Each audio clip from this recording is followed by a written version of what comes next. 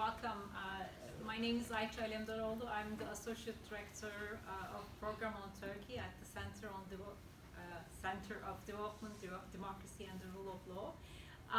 So this is our first event of the 2024-2025 academic year. So we are here to hear Gizem Zencirci today. Gizem is an associate professor of political science at Providence College in Rhode Island. Her work focuses on the intersections of neoliberalism and Islamic governments. So her book, The Muslim Social, Neoliberalism, Charity and Poverty in Turkey, really examines how Turkey's justice and development government, party government, has reconfigured the traditional Islamic charitable practices into a neoliberal welfare state that addresses poverty, as well as like how it uses these management technologies to give a new understanding of responsibility and charity. So Zencirci has published a number of articles, research articles in prominent journals, including the Journal of the Middle East Studies. She received her PhD in political science from the University of Massachusetts. We don't usually mention the undergraduate diploma here, but I'm going to do it because she graduated from my own alma mater, Middle East Technical University, from the same department. You know, I'm from Bilkent University. Oh, I thought that you No. Okay, sorry, wrong information. Still legitimate, but Still not legitimate, the same one. not that bad, you know, like actually I'm a Close graduate of Bilkent too. I remember that we had the same, we had the same school, but like for my master's. Okay, all universities in Ankara. Yeah. Well, so I would like to thank Abbasi program always for their support. Halil İbrahim Yenikün is associate director, and their funds and support throughout last year, and hopefully this year we'll have a chance to work together. Always. Yes, Gizem will gonna speak about 40 minutes, right? And then we're gonna have a Q&A. So let's welcome Gizem Zencirci. Hello, everybody. I can't move a lot, so I'm going to try to stay here. But if I start moving, please let me know. So I was going to also start by thanking everybody for coming, and also Ayça and Halil İbrahim for inviting me. Also to the Center for Democracy, Development and the Rule of Law, the Abbasi Program in Islamic Studies and the Middle Eastern Studies Forum for co-sponsoring this event. Today I'm going to be talking about my book, which came out this year with Syracuse University Press, The Muslim Social, Neoliberalism, Charity and Poverty in Turkey. So let's begin. Approximately a year and a half ago, Turkey's experienced its most deadly earthquake in Gaziantep, which is my family's hometown.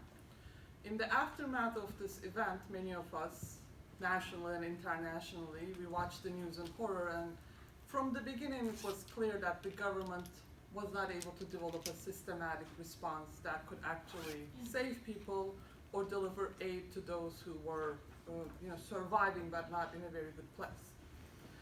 Yet despite all these significant problems which contributed to the natural disaster, about 3 months after the earthquake took place, Erdogan was able to win the presidential election, albeit in the second runoff. In fact, he won 63% of the vote in 6 of the provinces that had the highest death tolls, only losing in Hatay. So there are many explanations as to how and why this happened, and questions about whether elections were free and fair. But here I want to start with a possible different explanation.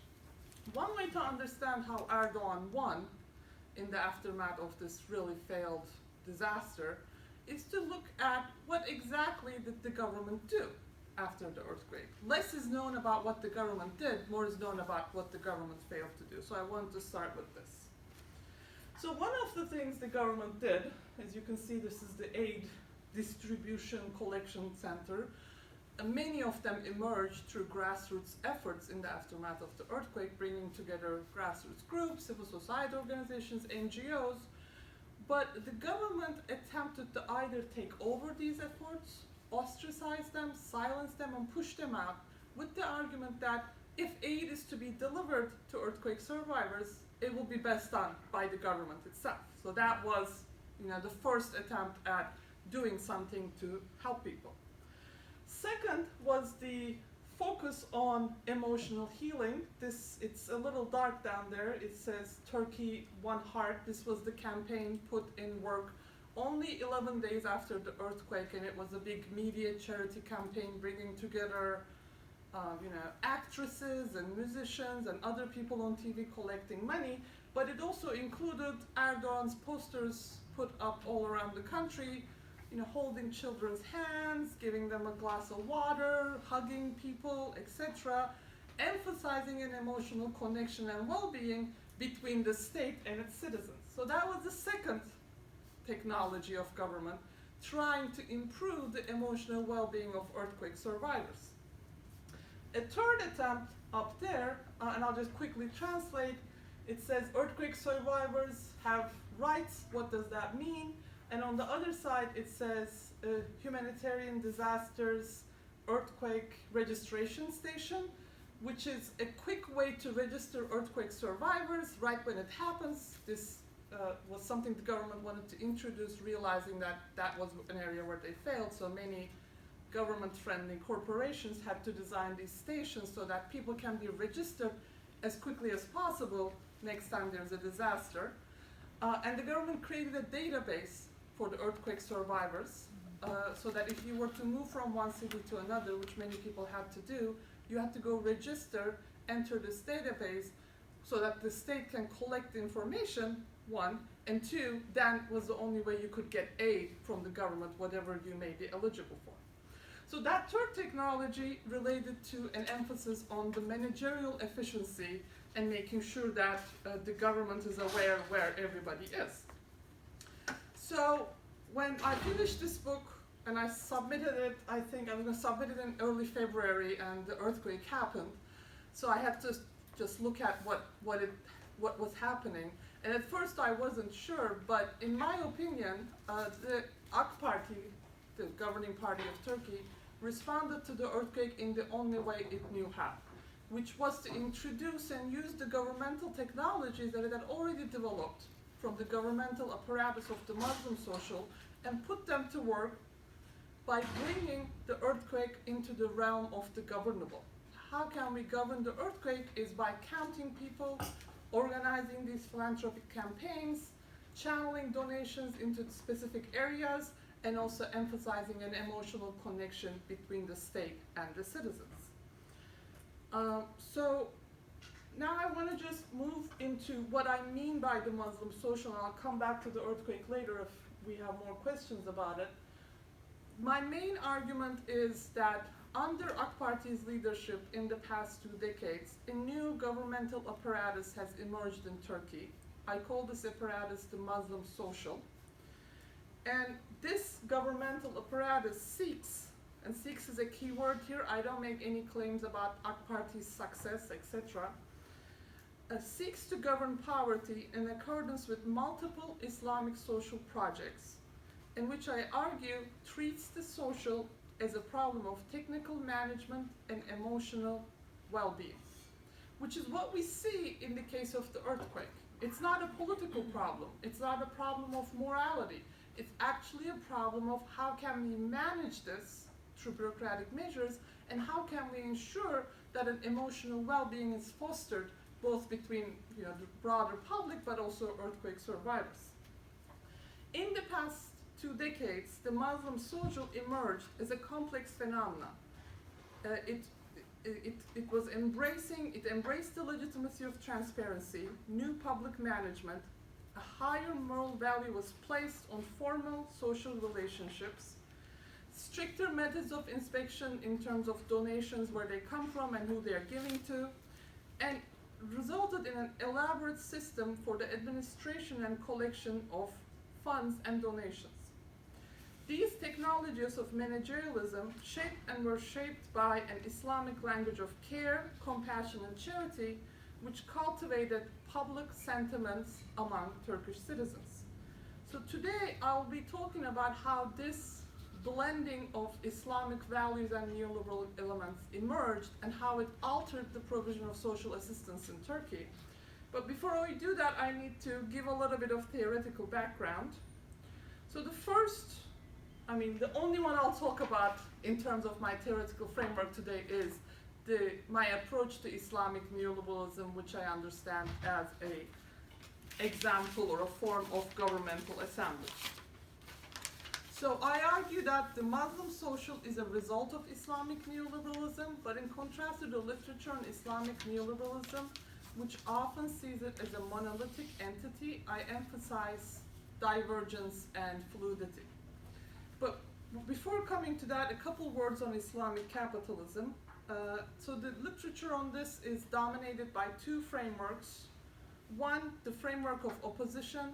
Islam and capitalism are argued to be incompatible, and although this argument has now been discredited, it still has far-reaching consequences about how conversations are set up and people have to respond to this.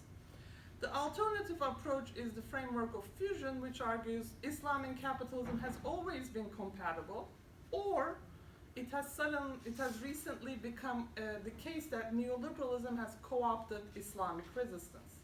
In my work, I try to go beyond these singular explanations of Islamic neoliberalism and instead try to understand the many diverse and heterogeneous ways in which Islamic values and neoliberal elements actually interact in the case of social service and poverty assistance.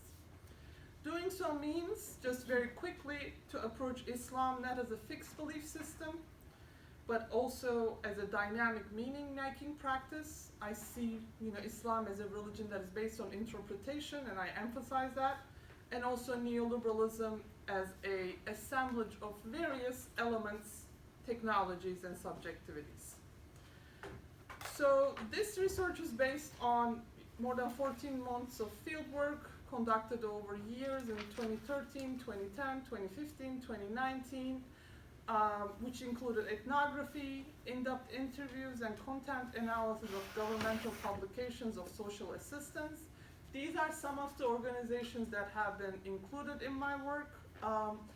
For those of you who know, they're familiar, but those of you who don't, they are Islamic NGOs and public welfare offices that have become increasingly play a key role in social service provision in Turkey.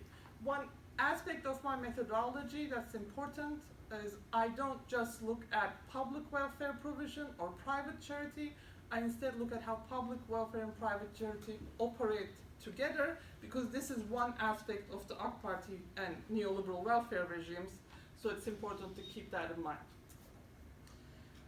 Okay, so this is Turkish Politics 101 before I talk about the AK Party. I'm sorry, this is very simplistic.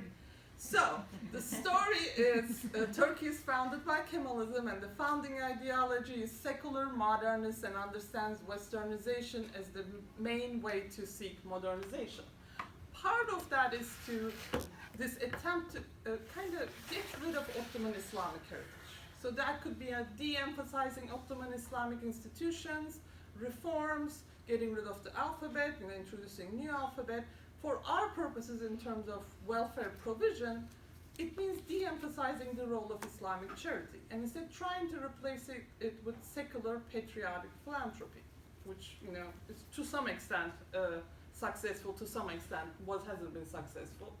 The alternative, represented by Erdogan, seeks a Islamic modernity, which doesn't reject secularism or modernity, but wants it to have more of an Islamic flavor. Part of it has to do saying that we need to actually revive Ottoman Islamic institutions, traditions, and practices if we want to truly address our problems. And there's a bit of a decolonial, post-colonial twist to their arguments, which I won't get into today. So my work In this book, I look at a variety of different Islamic social projects, but today I'm just going to talk about civilizational revival, which I argue operates as a social project that animates social service provision. So the literature, so Neo-Ottomanism here refers to this new political discourse that argues solutions to Turkey's problems are to be found by reviving and returning to the Ottoman Islamic past. And it happens in a variety of areas. Foreign policy, soap operas are popular and everybody watches, Magnificent Century, TV shows, etc., etc. But it also happens intellectually and politically. So many people who work on this approach it as a foreign policy framework, which is true from the perspective of authoritarianism, how these neo-Ottomanist arguments foster Turkish authoritarianism, or some people might approach it as a new way of understanding Turkish national identity. All of these perspectives are correct and contribute to this discussion, but my work is a little different because I try to understand how does neo-Ottomanism operate as a form of governmentality? How does the government use these claims to change how they govern?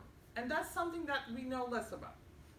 So that's and this is an AI-generated image, but I do like it because it kind of captures the approach to, how Erdogan sees himself as a continuation of the Ottoman past.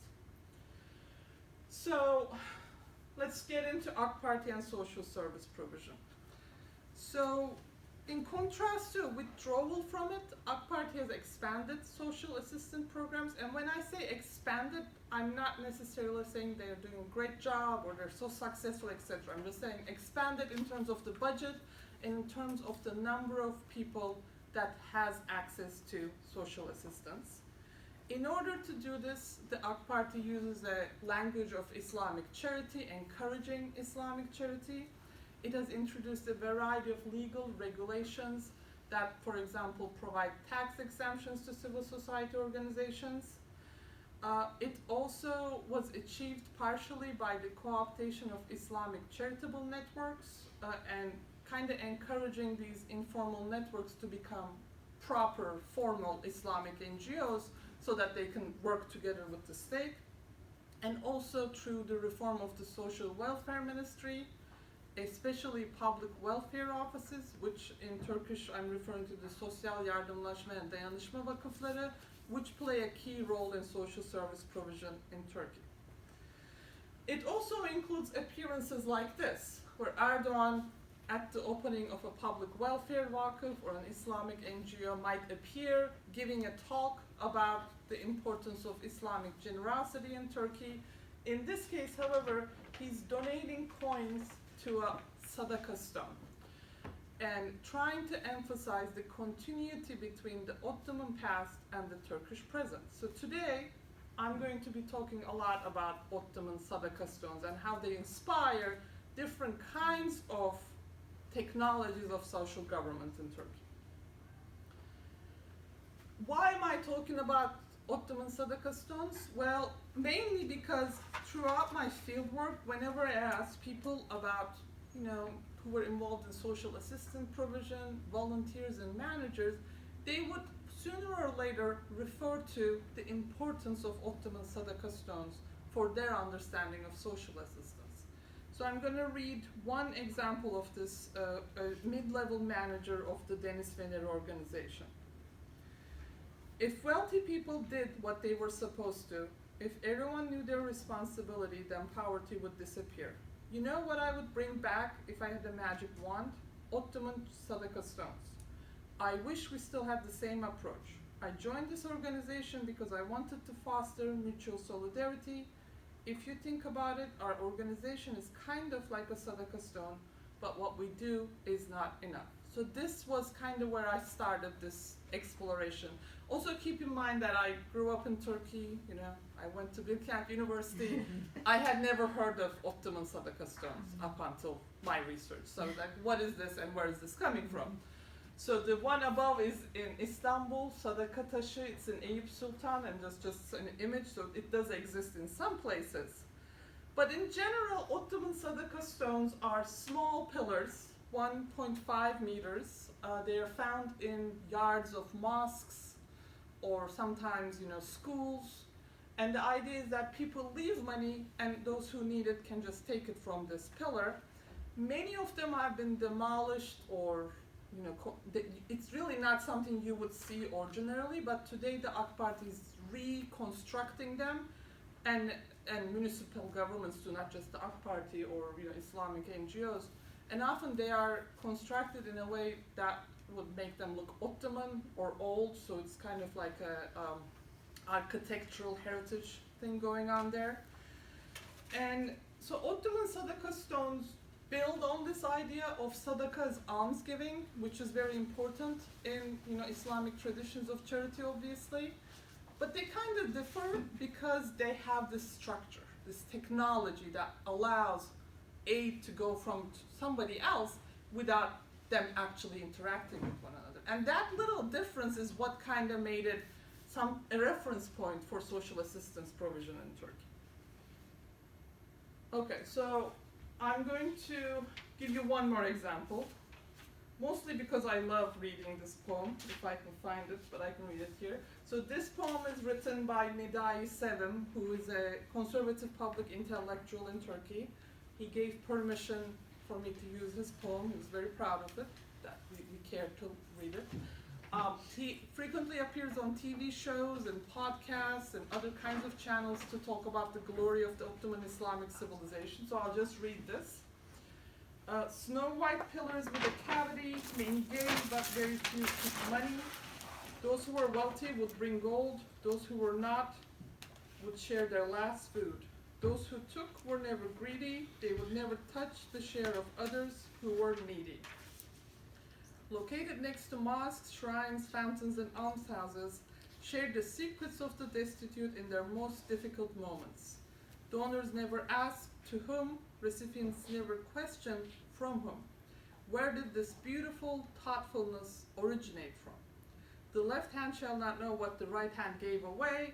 This principle is central to our civilization's way, our civilization being the Ottoman Islamic civilization. I love this poem because it kind of captures everything that I find fascinating about Ottoman Sadaka stones and how they're reimagined today in Turkey. So how are Ottoman Sadaka stones reimagined?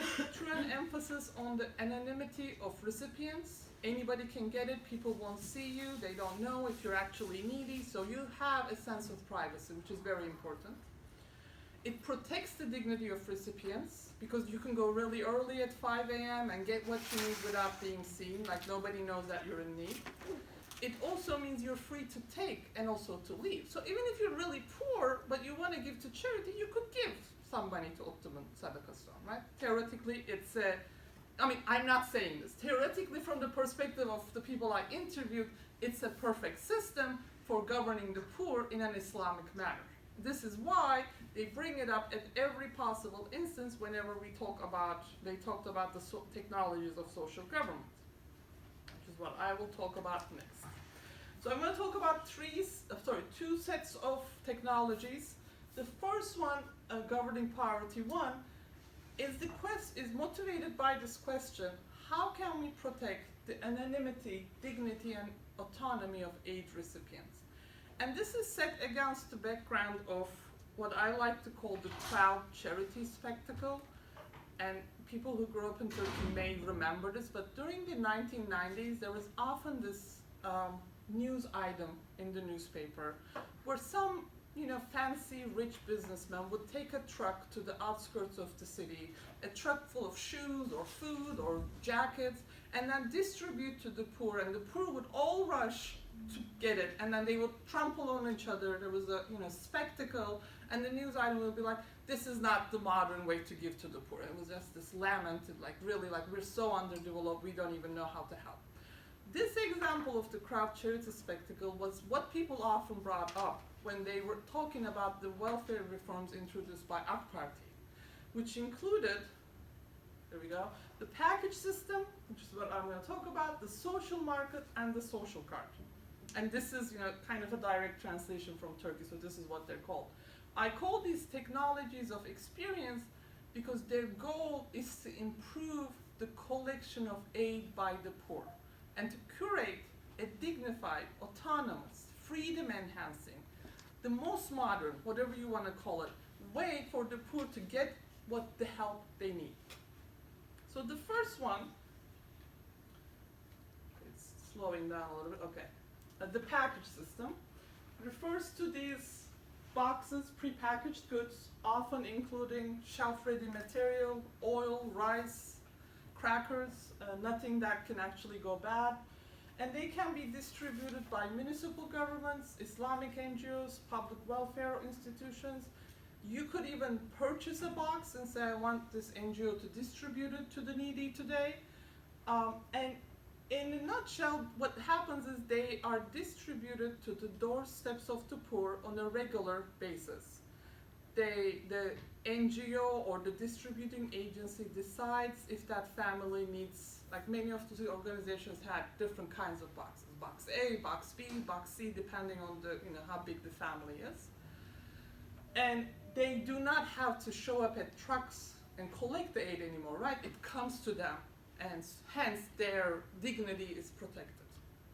It also allows this technology a kind of a public-private collaboration. Many of these donations are made by government-friendly commercial supermarkets who then get a tax break for donating this food, and then the Islamic NGO or the public welfare office doesn't really have to spend money to procure this aid. It is donated to them as part of this network of business and civil society and the government. However, even if it is an improvement on previous forms of charity, it's still a bit problematic because this is what people argue. Well, first of all, the poor cannot choose what goes in the box. It appears on their door, so their anonymity is not really protected. People still know that you're receiving aid.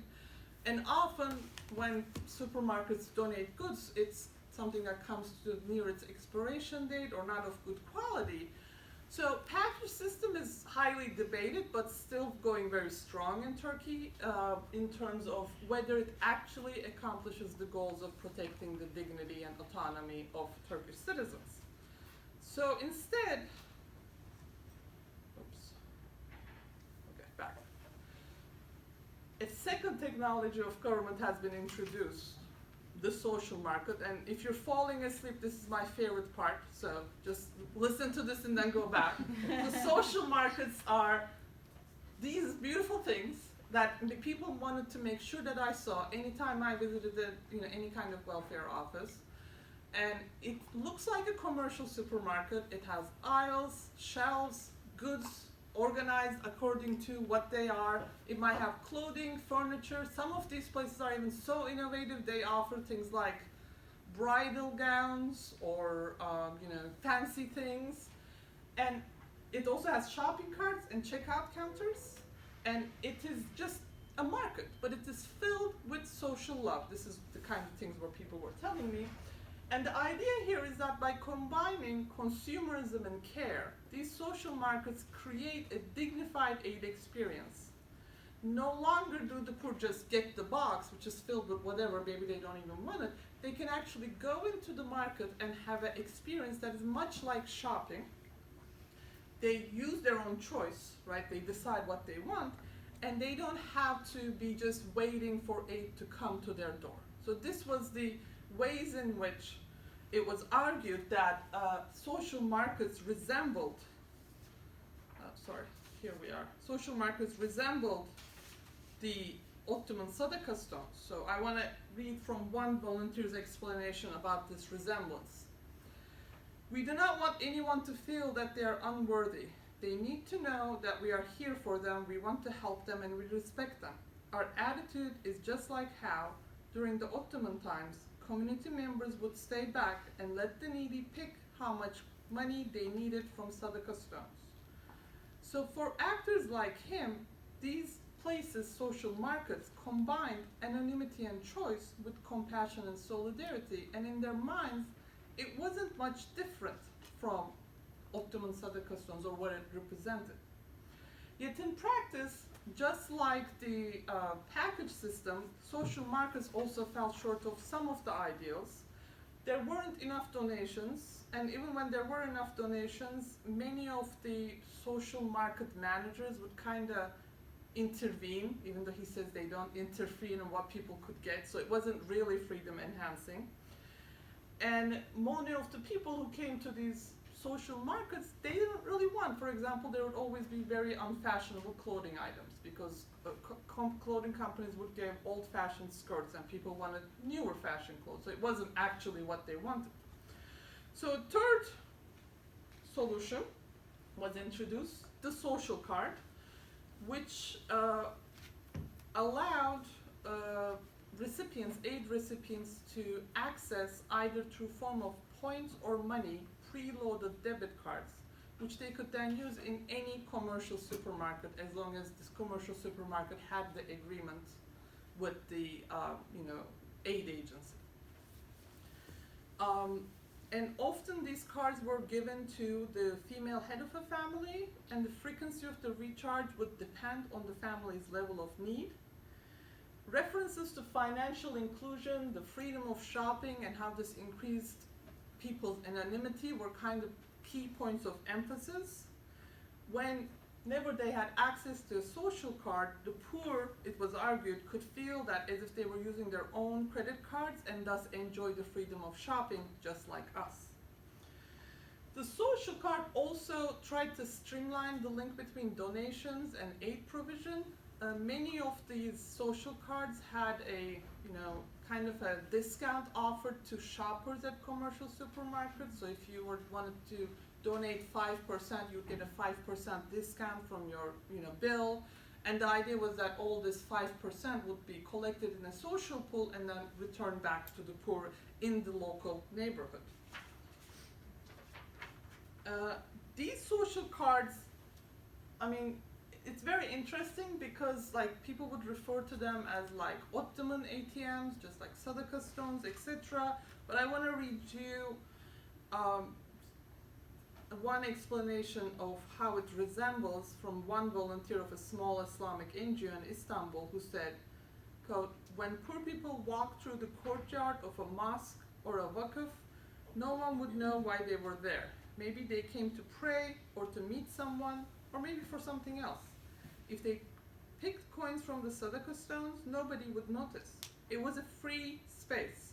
Similarly, when our families go to the supermarket to use their social card, no one knows that they are deprived, no one looks down upon them." In his mind, there were no issues about comparing a sacred space, such as a mosque, and a commercial venue, such as a supermarket, because for him, both of these spaces protected the anonymity and thus dignity of the poor. In fact, in terms of the social card, the most problematic aspect was when political authorities would use the social card in a way that didn't protect the anonymity of the poor. So there was this one instance where a municipal governor in Elazığ, he decided to distribute social cards, because you need to understand, keeping up with these new technologies is important because it makes you look hip, in terms of social provision. But in doing so, he invited the aid recipients and he got photos taken as he gave them the social card, and this was all in the news. And then he was criticized for, what are you doing, right? They're not supposed to be shown on media, their need is not supposed to be known. So despite these shortcomings, though, which are plenty, and I can talk more about that, the social card stands at the end of a series of these changes that transforms Islamic charity and imbues it with a market logic. So these are the technologies of experience, and most of them combine consumerism with a form of care, and are trying to protect the poor, even if they might fail in doing so, right? But then we have another set of technologies, which I call technologies of information, which seem to actually undermine the moral ethics of the technologies of experience. So that's what I want to talk about next. Governing poverty too. So the key question here is, how do we distinguish between the deserving and the undeserving poor? And the three technologies that are at work are the collection of documents, social investigation, and house visits, and the creation of a social assistant database that aimed at a total information capture. So any information about the poor is now collected, or they're trying to collect it into this database. I'll try to be quicker because I see the time now. So one of the things about the Muslim social is it's based on documents. No longer is it sufficient for someone to say, I need help, can you give me some sadaqah? You need to bring your various kinds of documents to the aid agency. And that comes with regulated steps of which documents are to be collected from which authorities and presented in what kind of files, and archiving these documents, organizing them, reading through them, and figuring out if they're the correct kind is what most volunteers spend their time on. And this was a point of complaint, that I don't really get to spend time with the poor, all I'm reading is filing these documents. For some, for others, it was a point of pride. Look at our archiving system, we have all the information, we work in a systematic way, nothing here is done informally. There were questions about whether this was a truly Islamic approach, and I want to read one explanation. It's a little long, but I think it's important. One volunteer explained her discomfort with technologies of information with the following words. We are here to serve. Allah will tell you who is truly in need. You just need to look in their eyes. You cannot just order an elderly woman, go get this document, show me that you do not own any property, bring me your husband's death certificate. To say things like that, it does not suit me as a Muslim. I would feel embarrassed to act in that manner. Like her, there were many other people who also felt uncomfortable with this information-oriented, objective, truth-oriented approach, feeling that it undermined the Islamic principles of Islamic charity, but nonetheless, they were still part of the Muslim social. They didn't, refuse to be part of it. They just questioned it within it. Another aspect of this was the development of house visits and which used social investigation forms. You need to keep in mind that these people are not social workers. They're not professionals. Many of them are volunteers. And what they have done previously is they just looked at the situation with their heart, I was told. But now they were asked to be professional, objective, use these forms. You can't see it, but lots of information there. And every situation has an accompanying point, so then they have to decide whether it's a 2 or a 3 level of need, and then determine, okay, this person deserves 3 months of aid, this person deserves 6 months of aid.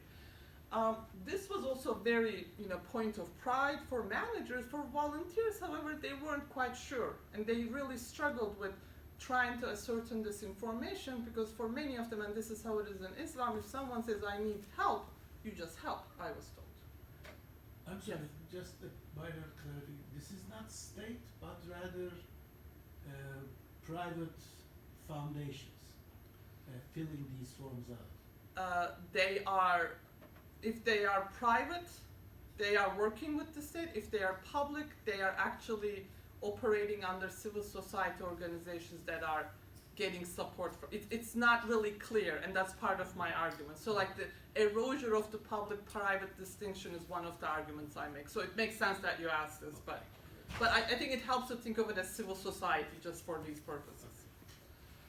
And the last one we come to, the total information capture, is the creation of the social assistance database, SOIBIS, which I was introduced at the beginning of my fieldwork when I went to interview someone at the Social Welfare Ministry, and he just asked, give me your national ID number, and I gave it. I'm not sure why, I must have been young or stupid, and he just pulled up my information, and I didn't own any land, or like there was no holds on my whatever, and he was like, see, we can access information right away. At the time, it was just starting out, like they were just trying to try out the system, but now it has been introduced in a more, widespread way, mostly accessible by public welfare organizations, but Islamic NGOs, private ones, can also access it if they have the necessary connections. And it's also introduced as a way to increase the dignity of the poor. The poor no longer have to collect these documents because the state already knows what they need. So they just need to show up, and and it's called one-click service. It's part of the e-governance discourse of the country. And I mean, this is fascinating, but I don't have a lot of time, so I'll just move on. Yes. Okay, so governing poverty in an Islamic fashion. So this was, a multifaceted project, a multifaceted process. In many cases, the poor were not always treated in a dignified or freedom-enhancing manner. But I'm not making judgments about the success of these programs. Rather, I'm trying to understand their unintended consequences. And the unintended consequence of civilizational revival and the expansion of social assistance programs in Turkey, I argue that it transformed the social notions of what the social problem is into the technical, managerial, and emotional realm. Instead of seeing poverty, for example, as many Islamists did in the 1990s, as a problem of morality or a form of political activism. And it's that transformation that is, I think, is most fundamental in terms of the kind of argument I'm making here when I say the Muslim social as a governmental apparatus. I have a couple more concluding remarks. Let's see, they have 1 minute. Okay, I can do it. So the first one is on neoliberalism. This work illustrates that the idea that neoliberalism results in welfare retrenchment is not true. It actually is not about enhancement or retrenchment, but the different ways in which the social is imagined and acted upon under neoliberalism is what we must pay attention to. And Turkey is one example of social neoliberalism, but it can be found in a variety of other contexts, ranging from US to Europe to Latin America. It also has some implications in terms of how we study Islamism and Islamic social services. In terms of Islamic social services, the literature is more often interested in how do Islamists recruit people through social services, or sees it as a form of patronage, or it's all about corruption. I'm not saying those are false, but I'm saying let's look at it a different way. What is it that they're actually doing? And how are they getting people, and not just the poor, but also volunteers and managers and a whole swath of the population involved in this project? Because this is also important in terms of understanding AK Party and its enduring appeal and authoritarianism. Part of its appeal and success is it's able to build these cross-class coalitions, despite many reasons for why this might not work and shouldn't work, and despite the economic crisis, etc. I mean, I have a lot more to say on this, but I'll just leave you with a couple of notes. Okay. Thank you. Ta-ta.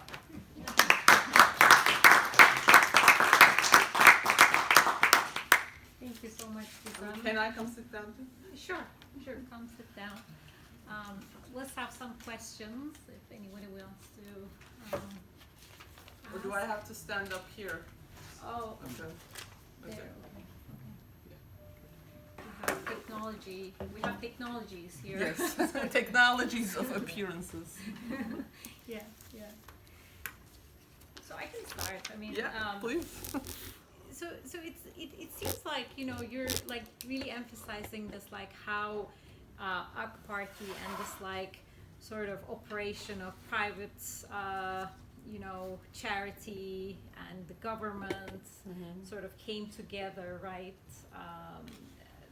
in a neat way, right, because it's the era of neoliberalism, rise of neoliberalism, as well as Islamism. They converge and they get this like really neat formula of helping poor, right?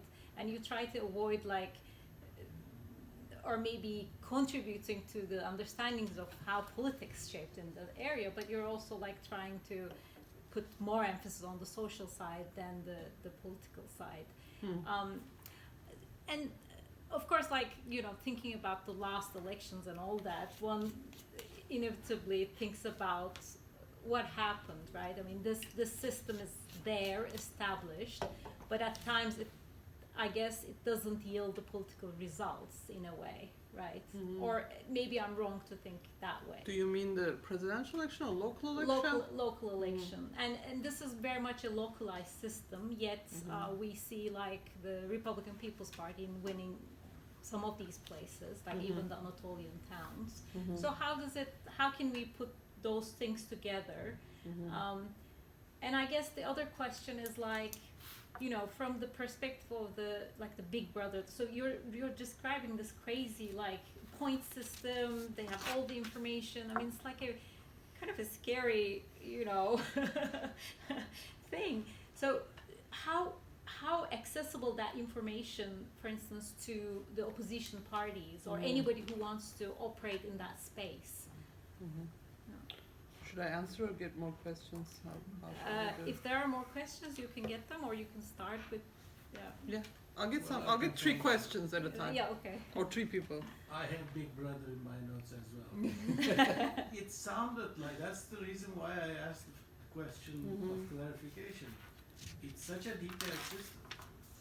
It looks like, to me, it's not a new Islamic governance, but rather the old-fashioned Swedish welfare system, where you send someone to take detailed notes. Actually, I think even the Swedes must be doing these things in a much more flexible ways nowadays. This is the old-fashioned welfare system rather than the new welfare system.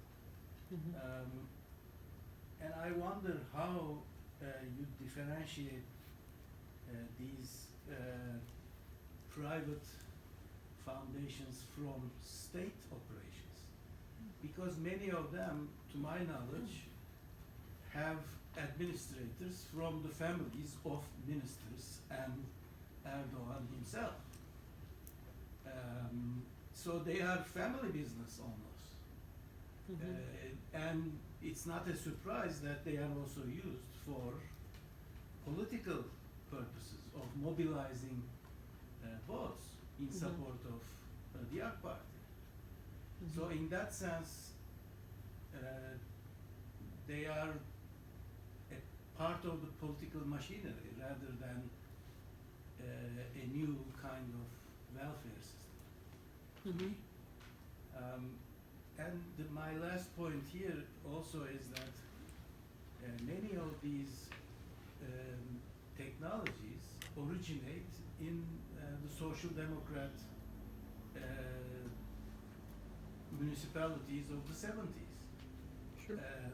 I remember Tanzim Satış, for instance. It originated from Izmir. It's a very simple idea of selling at a lower price.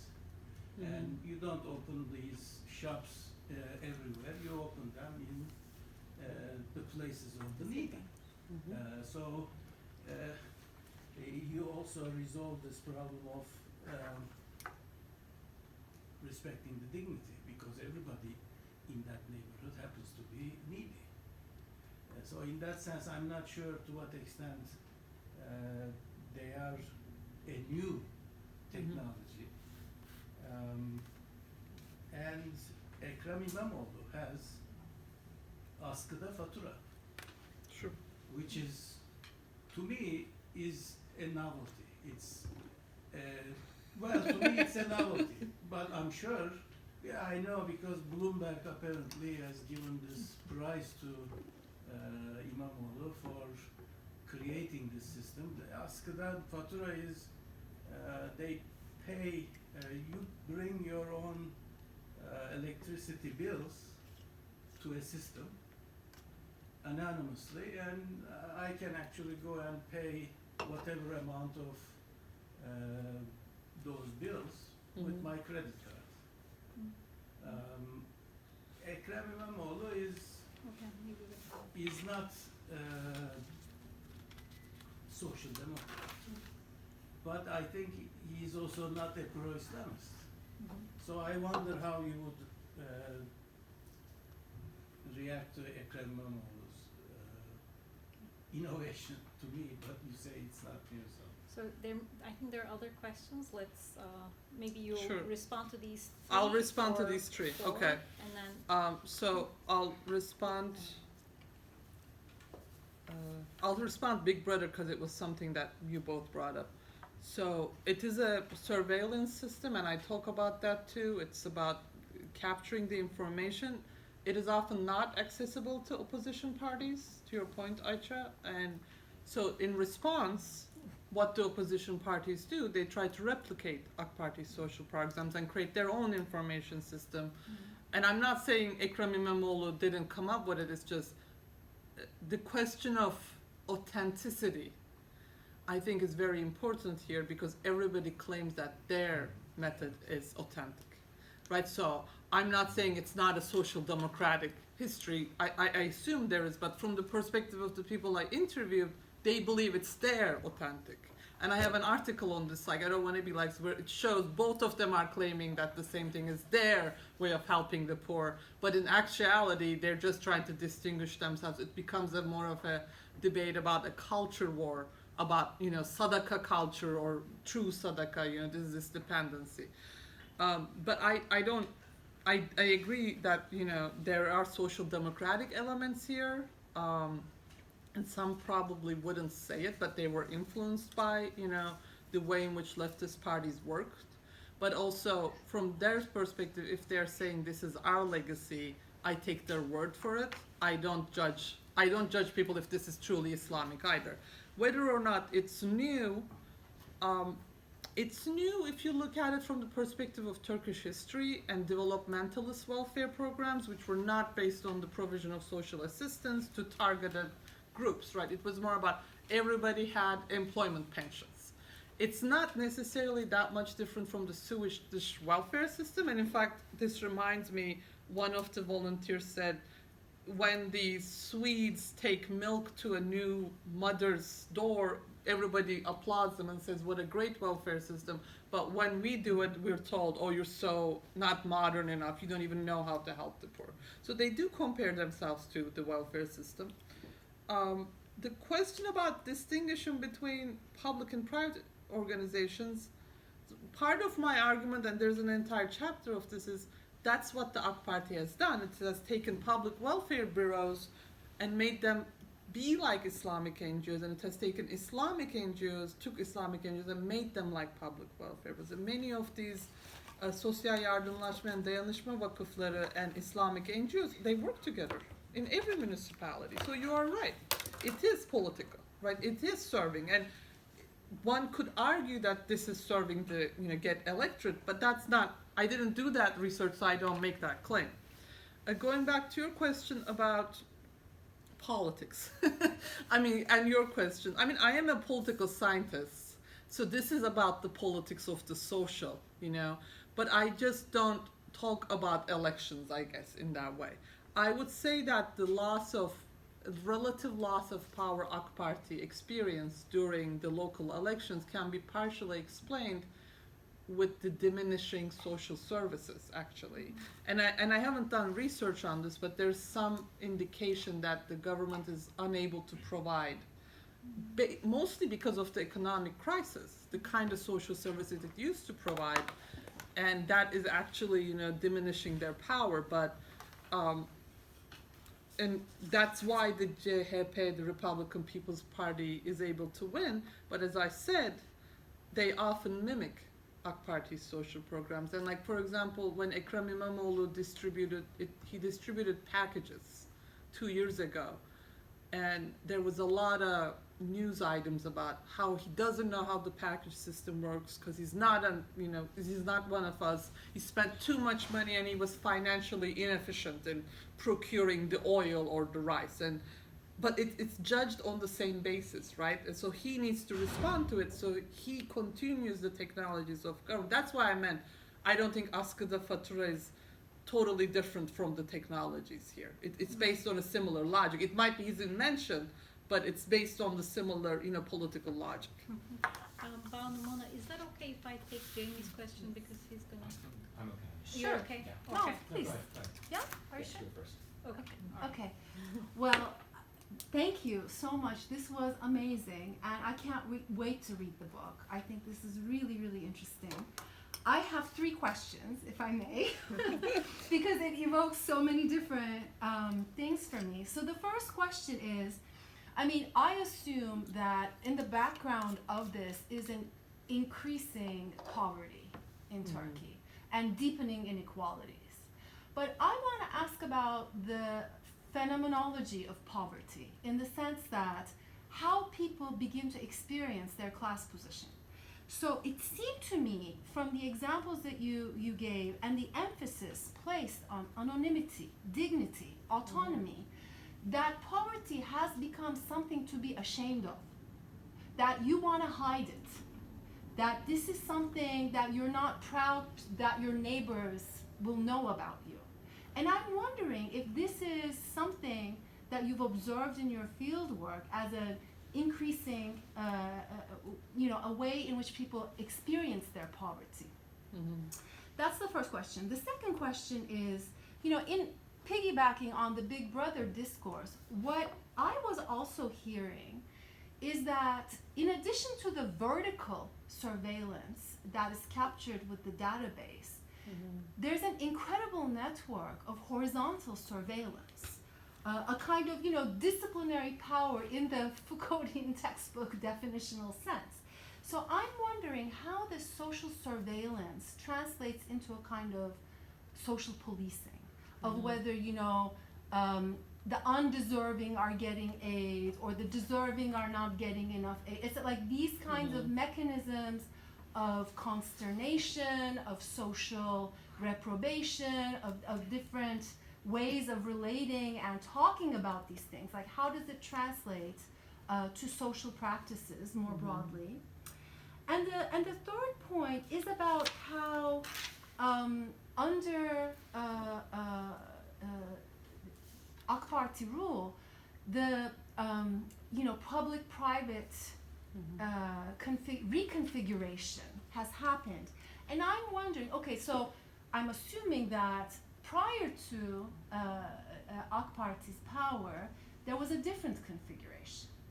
Like, how has it changed? I mean, is it more the predominance now of private charities made more into like civil society organizations?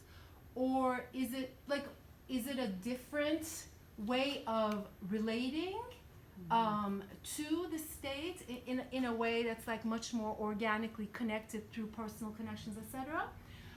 What I'm really curious about is whether this is a kind of the social impinging on the political to push it toward aid, or is it a more politically driven process that pushes itself into the texture of the social in order to serve perhaps more instrumental political objectives of consolidating, maintaining power and patronage? Okay. So I'll stop there, but thank you. I'll answer these difficult ones, but yes, thank you. So the first one about the question of increasing poverty and deepening inequality. One could argue that all of these social programs have emerged because poverty has gotten worse. But I think a Foucauldian approach needs to look at not about the increase in poverty, but the problematization of poverty. And what we see here is that there's a different way in which poverty is problematized and understood and defined, and that has shaped how the AK Party and all these organizations respond. But yes, there is a literature on new poverty in Turkey from 1990s, especially relating to urban poverty and not seeing poverty in the rural area. So I think that's part of it. But the second part of it, the phenomenology of poverty, and is poverty something to be ashamed of? So this was something that volunteers struggled with a lot, because in Islam they would say, you're not to be ashamed of being poor. Like, being poor is the highest spiritual place you can be. And for volunteers, it's actually, there was this discourse around finding the true poor, gerçek muhtaç, and if you find this person who is really in need, it brought more spiritual dividends. So I would say that, and I talk about this too, it's more about not the poor being embarrassed about poverty, but middle class Muslims, pious Muslims, struggling with the idea of poverty as a higher spirituality, and this, feeling that maybe there is something to be embarrassed about it. And in that space of charitable giving, they are creating their own class position as the Muslim bourgeoisie, right? So that's part of it. The question of Big Brother, whether it creates horizontal surveillance. I mean, it does operate at disciplinary power. Instances of this, I didn't see that much because I my work was on the volunteers and managers, not the poor. So, I mean, even though I observed greatly, a couple of examples were about, you know, how neighbors would tell on each other and like they would lie. So anytime they went to house visits, the volunteers would all go to a neighborhood. So there was a lot of neighborhood level, I think, social policing, but it wasn't something I was able to really examine. The public-private reconfiguration. So I understand why you're asking this, and I have an entire chapter. I just don't know how to explain it quickly, but I do think it brings a different way of relating to the state. It has changed in a number of ways. Co-optation of Islamic networks, pushing the state, focusing more on social assistance, and also changing legal regulations about how civil society organizations can collect money, provide it, under what conditions, often to the detriment of anybody who's in the opposition, right? So there are multiple changes that have happened. Whether this is the social impending on the political, in my opinion, it's really depoliticization and seeing a political problem like poverty as a social problem, which can be solved by managerial efficiency, the right bureaucratic approach, and then throw in a little bit of emotional well-being instead of saying, how about mobilizing on behalf of the poor? Or, you know, changing the structure or creating more egalitarian relations. And that's something I do talk about a little bit, but I didn't talk about it here much. Yeah. So thank you for those questions. Thank you. Is it okay for me to? Okay. No, please ask. Now I feel bad. Please go ahead. No, come on. So I was going to ask just concretely about the source of resources for the expansion of social welfare programs.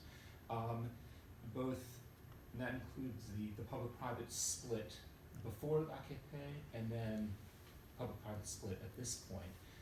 And if one of the sources of resources for the increase in social welfare programs has been government funding, then is it correct to think about the AKP as a neoliberal party? Obviously, there are many other policy areas in which we would say yes, but in this particular one, does it seem less neoliberal if it's been expanding? I mean, that makes sense if you see neoliberalism as government decreasing its funding of social services. But in the case of countries like Turkey, it's not like there was an extensive welfare regime. So neoliberalism doesn't come after an extensive welfare regime and then government services are cut. It instead comes after a developmentalist welfare regime. So in terms of the programs, for example, pensions, right, providing specific kind of perks to civil servants, all of these were cut, but they're not part of the budget of social assistance. So it's hard to say, you know, money went from here to here because those programs were eliminated because, like, no longer was the government gonna protect teachers, right, or give pensions or give social insurance. But so then it was an expansion, which is why I think, you know, we can't just take the definition of neoliberalism as it emerged in England or the US and then apply it here and say we need to understand what does neoliberalism mean. And it does mean expansion of government funding, but at the expense of different kinds of programs that were already eliminated in, you know, Western welfare states. Yeah. So you do have an expansion of government funding for this set of programs. But withdrawal from other sets of programs. Which I think is a wrinkle on neoliberalism. It's maybe neoliberalism with a Turkish face. Yes, that is the way I put it. Yeah. Thank you, Gizem, for this fascinating talk. I also can't wait to read the book. I was wondering if you can expand a little bit more on sort of the gender dynamics of not only the feminization of poverty, but also the volunteer work. So discussing the whole fusion between the public and private, I think my research also showed that I studied elections in particular around sort of how do women campaign for politics. And one of the most powerful aspects of women campaigning was the house visits, for instance, where they would go to the Kadın Kolları, they would go to the women's branches of various neighborhoods, and then they would have the list of the places where you would visit in order to campaign to these homes. And for me, as an outsider, it was extremely powerful because I was able to see how much tears were shed, for instance, for someone to be able to, let's say you just had a death in the family or you had a disabled child, right? And then the women were able to enter into these spaces, and it was extremely powerful. But then, of course, much of it was sort of the volunteers had put the list, but then the politicians would go in, the candidates would go in, and the party was extremely effective with making sure that those particular neighborhoods were touched in a particular way, and it would last until 11 p.m. So, and then that's the part. So my last time was in the field was in 2019, and then as you said, it was replicated by other parties, and now you're able to. So I'm just wondering if in your research, particularly the fact that you're saying a lot of this is by volunteers, it is fused within the Muslim sort of charity where there's I liked how you call it in terms of the emotional labor of it was really significant, but also at the same time, the political implications of it, as well as to the extent to which that this can be sort of performative as well, right? Where the candidates can go ahead and engage in this way. I didn't look at like how it relates to elections or politicians, but yes, many of the volunteers are women and many of the recipients are women. And in fact, the AK Party's entire focus is on we give to families, meaning like it's a woman-centric approach. And I talk about that a little bit. In terms of the emotional labor, like many of the women, female volunteers, and even like managers who were, most of them were women, not all of them, they struggled because they felt like in order to be objective and professional volunteers, they went through a bunch of trainings. They were told to develop an emotional distance from the recipients because otherwise they were getting too involved. So they felt that that was taken away their, I don't know what the right word would be, like feminine wisdom that would allow them to actually help the poor. So there was a lot of kind of intervention into gendered norms of charitable giving, which is very feminine. But it did, so they struggled with it, right? They struggled, I don't want to do it this way. I want to have a relationship with people, but I'm told I need to collect points and calculate these data. I'm not happy with how this is going. It's not truly Islamic. This is not why I got. So some people really struggled. Others were able to transform themselves into professional volunteers. But I didn't spend enough time on this in this book. I had to take out the gender chapter, which I can tell you more about. Yeah. Thank you. Okay. Thank you so much, and there's a lot to unpack here. A couple of questions maybe for elaboration, clarification. So, like a lot of times in the literature or in the public discourse, there are some truisms about AKP's welfare regime. Like one truism is, what happened under AKP is social rights were reduced. Social insurance was reduced, but public assistance was increased, and hence this is basically Turkey's version of neoliberalism, and hence the needy, like people who were deprived of their social insurance, they had to be dependent on the government by living on public assistance, and hence this is a version of charity and not solidarity. So the notion of charity basically dominated over or replaced notion of solidarity, which we see in real social democratic welfare state. So to what extent did your research confirm these truisms is my question. And also another one is about the critique from within Islamism, especially the anti-capitalist groups within Islamists who basically charged AKP as being capitalist, and coming from like an anti-capitalist point of view, like to what extent did their critique shape their contestation shape AKP's discourse on the poor? Thank you.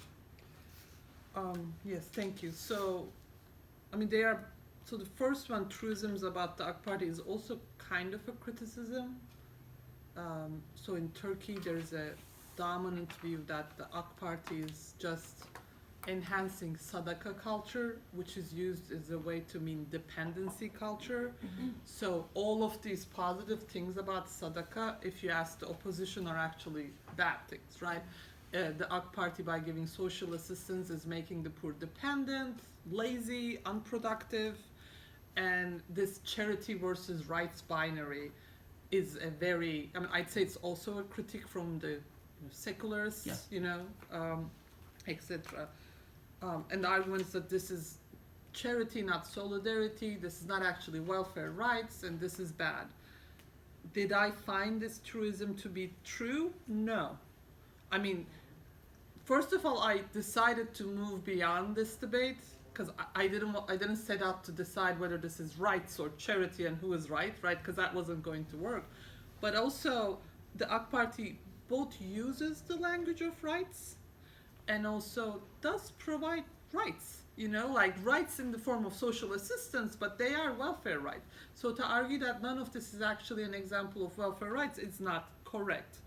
And there are some work on this, very limited, that pushes back against this, including mine. So I don't agree with that at all. It's not, for me, it's not about whether this is welfare rights or not, or charity, but how does this serve the poor or not serve the poor, right? In what ways? And it still fails to accomplish many of its goals.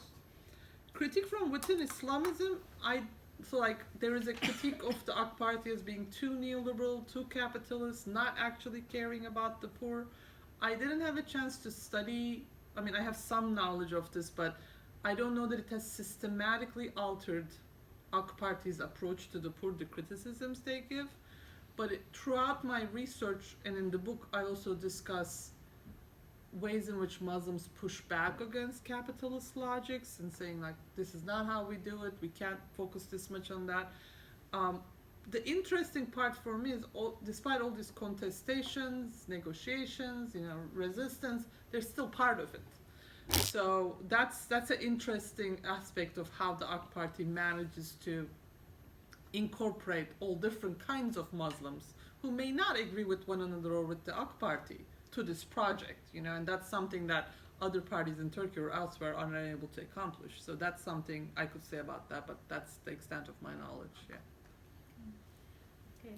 Yeah, it was like I was thinking through the lines of Amira Mittermei's work, like it's very anthropological in kind, but it's the work given to the world.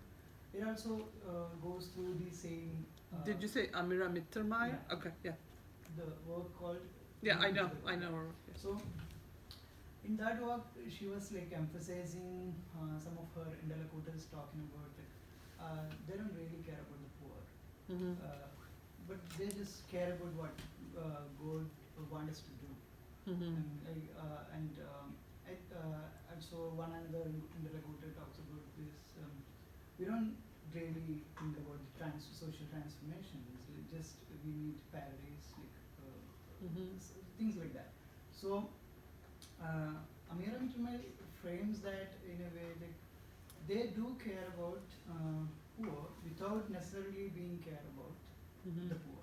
So I was wondering, how do you frame or theorize the categories like invisibility and anonymity kind of things in a modern sensibilities of the modern epistemologies of the seen visible kind of sensibilities? So, for those of you who don't know, this is a book on charity in Egypt, and there has been a couple of books about, Islamic neoliberal or Islamic charity in Egypt that, kind of are similar to mine. And so, in my work, I would say the shift has been from not just only caring about God, but also caring about the poor and also caring about the social system within which we help the poor. But that doesn't mean there weren't many volunteers who said, I do this for, for paradise, to get a place in heaven, like Mona Atiya says, or this is about my spiritual salvation. But there were also many people who also said this is about, focusing on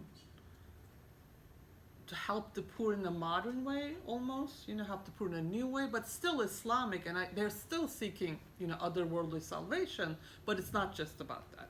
And in some cases there was a tension, because sometimes these two things, they don't go together. You have to act one way for one, and you have to act in another way in another one. But what I like about Amira Mittermeier's work is that she says there is heterogeneity. Like in Egypt, there are a number of ways in which Muslims engage with neoliberal elements. Sometimes it's a form of resistance, sometimes it's a form of dissent, sometimes they merge together. And that's kind of what I replicated in my work, is to show the heterogeneity just in the case of Turkey, although I'd say the transformation is other way.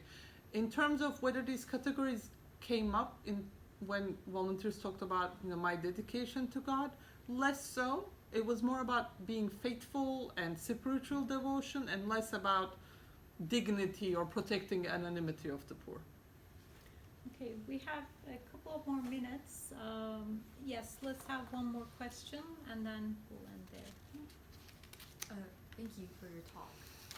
I'm curious, how have non-Muslims reacted to the sort of Islamicization of the social welfare state? Mm-hmm. And what's their attitude towards Islamic NGOs, the Sadaqah stone? So in the case of Turkey, I'm trying to unpack the category non-Muslims, because theoretically everybody is a Muslim, 98, 97%. We could say the non-religious Muslims, how have they reacted? They're not happy about it. It's not just, they're not happy about it mostly because they don't understand what's happening, I would say. But they find it as a form of Islamization, and this is bad for the poor, and this is only about patronage or vote buying. I would say generally they're not aware of the amount of social services the AK Party provides, or what kind of technologies the AK Party uses. And on the other hand, when they do figure out what kind of work the AK Party does, some of these people who are more politically savvy try to replicate, but in a secular way or in a better way. They think it's a better way. In terms of actual non-Muslims, I am not aware of how they are approaching the Islamic welfare state. That would be something, or what they think is the Islamic welfare state. That would be something I'd have to explore a little bit more. So I'm sorry I can't answer that part. Okay, thank you, Thank Gizem, you. for this wonderful conversation, and thank you all for coming and participating.